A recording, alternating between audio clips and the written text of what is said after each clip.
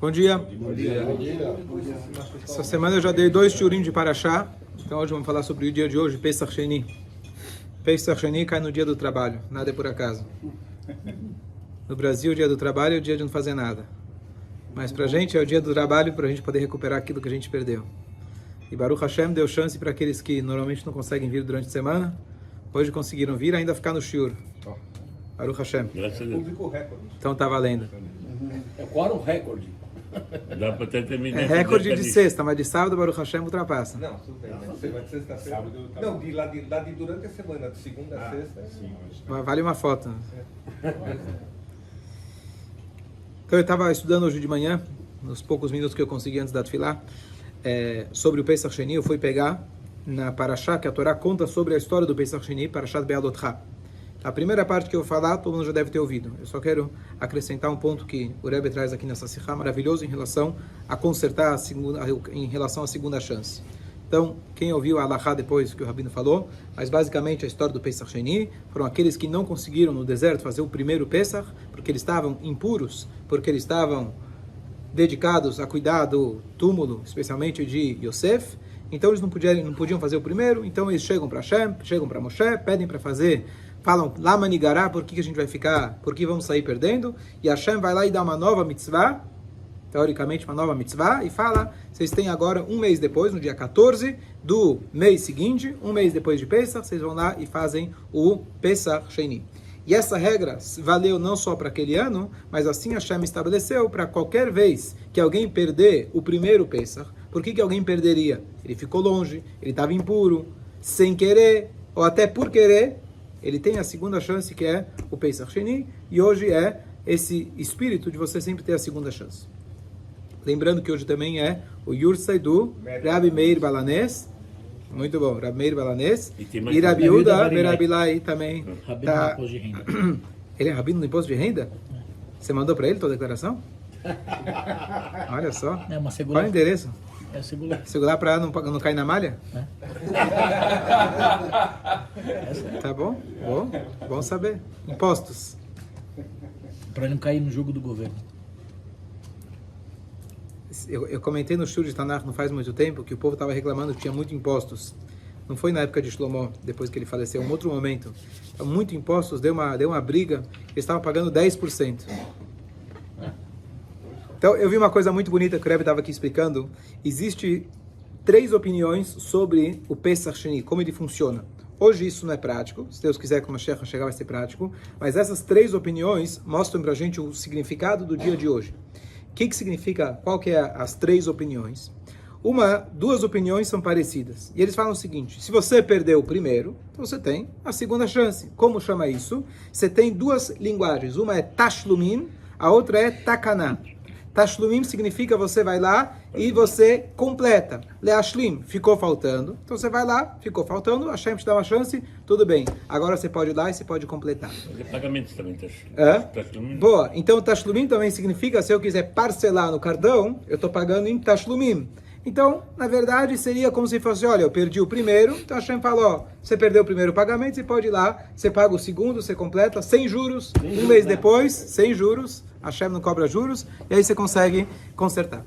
O segundo fala que é uma takanta. Takanta é um pouco mais profundo, significa, olha, você perdeu, mas eu estou te dando uma segunda chance. A primeira é mais tashlumim, ó, você perdeu aqui, você completa aqui, tudo bem, você tem 2 oportunidades. A segunda, você está metaken, você errou, e agora você pode ir lá e consertar. Essas são as primeiras 2 opiniões. A terceira opinião, que essa é a opinião conforme a Halachá, isso é o que eu queria trazer, muito bonito, é do Rabi Yehuda Nassi, que ele fala que o segundo Pesach, ele é chamado Regel Bifnei Atzmo. O que significa? Ele é uma festa independente. Espera aí, é o Pesach Sheni. Como que é uma festa independente? Claro que ele só surge para aquelas pessoas que não fizeram o primeiro, mas tem uma lei prática que sai disso. Se uma criança não participou, por exemplo, do primeiro Pesach, ele ainda não tinha Bar Mitzvah, não tinha obrigação, não fizeram por ele, o segundo Pesach, ele tem que fazer ou não tem que fazer? Não. Se alguém se converteu entre o primeiro e o segundo Pesach, no primeiro Pesach ele tinha obrigação? Não. Não. Ele tem que completar alguma coisa? Não. Não ficou faltando nada. Chega o Rabi e ele fala, não, é uma festa independente. O que quer dizer independente? Opa, agora você virou judeu, tem uma festa. Você fez o primeiro? Não, mas também não precisava. Tudo bem, mas hoje é Pesach, então você faz o teu Pesach. Ah, o primeiro você não tinha obrigação porque você é uma criança. Você não tinha obrigatoriedade pela Torá de ir lá e fazer o Pesach. Você não fez, então você não tem que repor alguma coisa. Então ele fala, não é uma reposição, é uma festa independente. Ela só é celebrada por aqueles que não fizeram, mas é uma festa independente.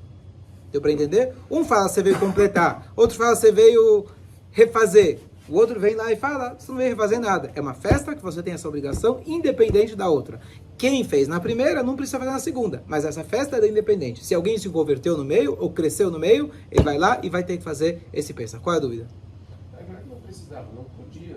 Precisava, boa. Mas não podia. Não, a criança não tem obrigatoriedade e nem o não judeu. Uma pessoa que estava impura, ela precisava, ela só não podia. Ah, sim, perfeito.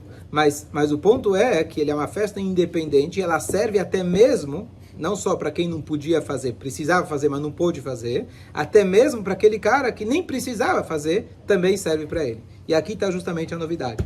Quando a gente fala uma segunda chance, sempre que você fala segunda chance, vamos pegar na escola, recuperação. Como funciona a recuperação? Você faltou na primeira prova, você não estudou para a primeira prova, se foi de propósito, foi sem querer, você estava no médico, você sai lá, vai ter que fazer uma prova ou substitutiva. Recuperar. O que significa isso? Você perdeu a primeira. Tá bom, eu vou te dar uma segunda chance. Sempre tem uma segunda chance. E terceira? Bom, a paciência vai diminuindo. Aí fica para a segunda época. Depois vai para conselho. Depois muda de escola. Conheço. Conhece? Bem. Conhece. Então o que acontece? Eu não sei nem conheço. Eu desisti. Vai de cara, não tem problema. Mas ninguém quer a segunda chance, ninguém quer a segunda rodada. Todo mundo quer, quando você vai comprar essa matzá que a gente compra da Ucrânia, vem de Israel, você tem lá aquele selinho, que é mais caro, chama Tanur Rishon. Já ouviu falar que é Tanur Rishon? É a primeira fornada. A primeira fornada é um rigor a mais. A pessoa sempre quer o primeiro, ninguém quer o segundo, ninguém quer a sobra. Então, eu não sei quantos Tanur Rishon tem, porque uma grande proporção é Tanur Rishon. Eu não sei como que eles fazem tanto Tanur Rishon. Eu acho que tem os primeiros 500 ainda são chamados Rishon, mas ninguém quer, mas quando você não passa na primeira prova... Aí você quer a segunda. Boa, perfeito.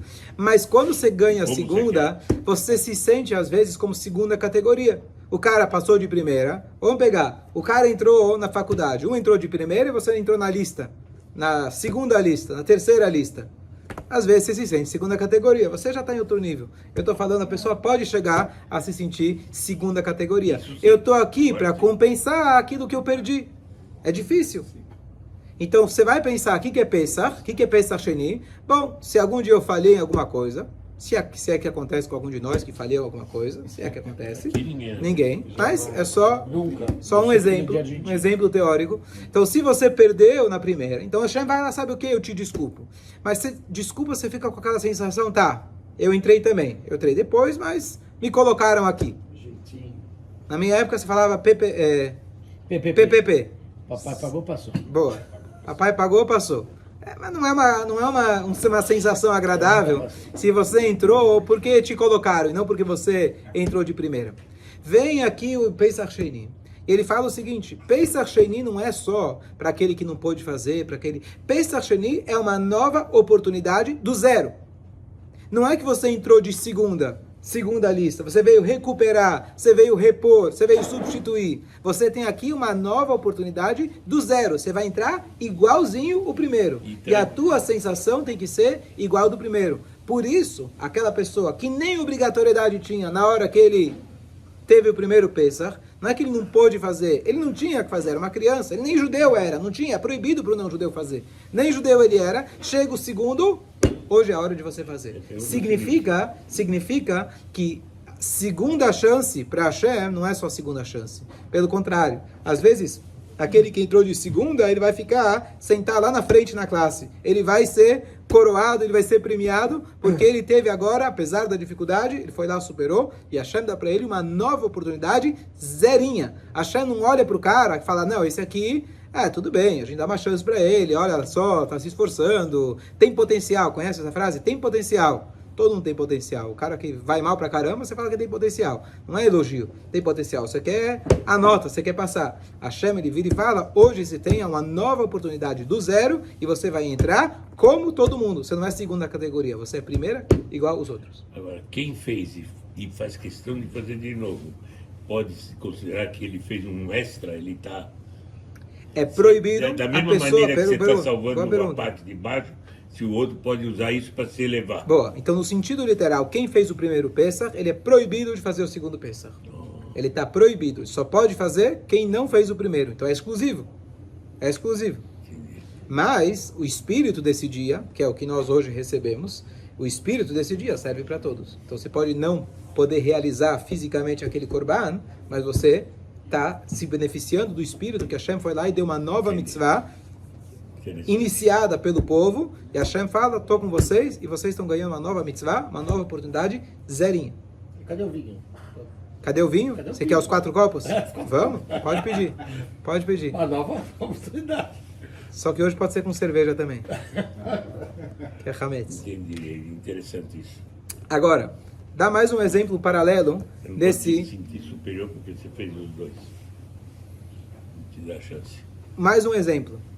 Hashem, quando ele ordenou Shlomo HaMelech para ele construir o Beit HaMikdash, ele falou para ele construir os escombros embaixo do Beit HaMikdash. Porque vai chegar um dia, 400 anos depois, que o templo vai ser destruído e a gente quer preservar os objetos mais sagrados. Então você já constrói cavernas embaixo do templo e lá você vai poder, não você, mas o profeta, o rei Yoshiao, ele depois, antes quando ele viu, já percebeu que estava vindo a destruição, ele foi lá e está guardado até hoje, principalmente a Arca Sagrada, está lá guardada, lá no monte do templo, em algum lugar que o Shlomo HaMelech ele criou. Parece que tem um negócio da NASA, que, estou falando sério, Sim. que eles acham que sabem onde está a detectação de satélite e tudo isso. Aonde está a Arca? É. Arca de Noah. Não, Eles encontraram. não. Isso é Eles estão procurando a escada do sonho do Yaakov. A Arca de Noé, não sabe, está na Turquia. Que eles acham que eles sabem a posição onde está. Só Mashiach vai trazer pra gente. Tomara, que seja. Eu estou brincando. Eu sei que o que é curioso dessas descobertas, descobriram embaixo do mar as rodas, não sei o que, do Paró. O que é curioso e que só mostra que depois de milênios as pessoas ainda estão interessadas em querer comprovar cientificamente a autenticidade da Torá. Nós não precisamos disso. Então, cada vez que eu vejo isso, eu só rio, falo que não vamos ter provas absolutas, porque Hashem não deixou provas absolutas, incontestáveis cientificamente. Esse é o mundo que a gente vive, é o mundo da ocultação. Mas os próprios pesquisadores, cientistas... O Egito tentou cobrar via ONU Tá aí. a dívida dos judeus. Sim, ontem a gente estudou essa Gemara, que conta a mesma história, que se repetiu. Bom, vamos lá. Voltando aqui, já perdi o que eu ia falar. Me dá uma segunda chance. Aaron HaKodesh, o Shlomo HaMelech, Hashem, ele vai lá e fala para ele fazer esses escombros. Pergunto a vocês. Escombros é destruição. Escombros é destruição? Então qual seria o nome? Catacumbas. Catacumbas, obrigado, desculpa. Catacumbas, que bom que sempre dá uma segunda chance. Escombros de destruição. É o vestígio da destruição, né? É. Obrigado. Então, as catacumbas. Bom, e aí o que acontece? Você vai dizer, aonde está a Aaron HaKodesh hoje? No lugar ideal ou no lugar, provisório? Não está no lugar ideal. No lugar ideal seria ele estar em cima da terra, com o Beit HaMikdash construído. Onde ele está agora? Bom, ele está lá escondido para garantir que não se perca. Mas ele está no museu, vamos chamar assim. Ele está lá guardado. O Rebbe vem e explica, ele fala que não. Da hora que Hashem falou para Shlomo HaMelech construir o Beit HaMikdash, simultaneamente ele falou para ele construir essas catacumbas. Ou seja, não tem um lugar provisório e um lugar oficial. São dois lugares oficiais aonde o templo, onde o Aaron HaKodesh vai estar. Um em cima, outro embaixo. O segundo não é segunda categoria. O segundo não é provisório, só para não pegarem. O segundo é o lugar onde você pode colocar. Então imagina, você constrói uma sinagoga. Você constrói um Aaron HaKodesh de um lado, o outro do outro. Supondo. Um dia está aqui, outro dia está lá. É menos do que o outro? Faz parte. Um dia está aqui, um dia está lá. Então Hashem, do jeito que ele fez, ele garantiu que mesmo durante o Galut, que a gente está há milênios, a gente não está com um Beit HaMikdash provisório. A gente não está com um Mishká, com Arona Kodesh provisório, poxa, estamos sofrendo. Sim, a gente não vê ele. Mas o problema, que nem se falou, quem estava de férias? Quem está de férias somos nós. O Arona Kodesh continua intacto no lugar previsto para ele como algo ordinário, não extraordinário. Já é ordinário, ou seja, a gente está no Galut, mas estando no Galut, a Shekhinah continua com a gente, não é meia boca, não é reposição, não é, bom, enquanto o Mashiach não chega, vamos empurrando com a barriga. Não, a presença do Arona Kodesh continua exatamente no lugar aonde ela foi prevista. Voltando aqui para a nossa ideia, está pronto. Então a falha é nossa. Chega o Pesach Sheni e fala, você tem hoje a oportunidade, não é uma segunda oportunidade, uma segunda chance, um quebra-galho. Você tem a mesma oportunidade daquele que fez da primeira vez. Isso significa que é uma festa independente. Então para nós isso significa que Hashem ele perdoa para a gente infinitamente. Ou seja, você fez uma vez, duas vezes, errou 1 milhão de vezes, ou se você errou uma, errou duas, ou não errou nenhuma, você tem a mesma chance. Hashem, ele gosta de você, Hashem ama você, mais ainda porque essa é uma mitzvah que começou pelos próprios Yodim. Vou contar uma história bonita, que tinha um dinner, um jantar, para arrecadação de uma sinagoga em Los Angeles. E para esse jantar comemorativo, eles chamaram um violinista muito bom de Israel, e ele seria o entretenimento principal desse jantar. Então, esse jantar ia ser num hotel afastado da cidade. E aí ele chega no aeroporto, vem alguém da sinagoga, vem buscar ele para na casa dele, se troca, toma um banho, dá uma descansada, come alguma coisa, e à tarde ia ser esse jantar. Ele vai para o jantar, e quando ele chega no jantar, eles abrem o porta-malas para pegar o violino dele, e esse violino não estava lá. O que aconteceu? Esse rapaz de Israel, que a maioria das pessoas nem carro tem, ele não sabia que em Los Angeles era comum você ter o carro do marido, o carro da esposa. Aqui no Brasil você ainda tem o carro do rodízio e do motorista. Então ele não estava acostumado. Quando ele foi pego no aeroporto, ele foi pego com um carro. Ele entrou na casa, se trocou, foi embora. O cara pegou o outro carro e deixou no porta-mala. A distância do hotel onde eles estavam até voltar para casa era de 2 horas. E não ia dar tempo. Você imagina a cara dos responsáveis pelo jantar, falar, lamentamos muito, temos aqui o violinista. Vocês podem olhar para ele, ele pode dançar, ele pode cantar, ele pode falar, mas ele não tem como tocar o violino. Foi uma frustração muito grande, você pode imaginar como que ele se sentiu. Não era culpa de ninguém, trocaram de carro, ninguém se tocou, não tinha como pegar, mas ele se sentiu muito mal, claro. Voltou para Israel, claro, muito chateado. Passa uns 10 meses, ele recebe uma ligação. Fala, quem é? Fala, somos nós da sinagoga, a gente quer te contratar. Fala, como assim? Depois do fiasco, eles falaram, não, a culpa não foi sua, e a gente quer te ouvir, não perdemos a vontade. E ele foi lá, ele conta a animação, a alegria que ele teve de poder ir lá e refazer aquilo que ele não pôde fazer no ano passado, que não foi por culpa dele, ele estava distante, assim como o cara que não pôde fazer o Korban Pesach. Mas a alegria que ele teve e a maneira que ele tocou com a empolgação, isso marcou a vida inteira dele e de quem estava lá. Que viu a oportunidade que ele teve, uma segunda chance, que eles não precisavam, eles foram lá e chamaram ele, fizeram questão, arriscaram de novo, para dar para ele a segunda chance. A gente tem isso no dia de hoje, Gui Chaves.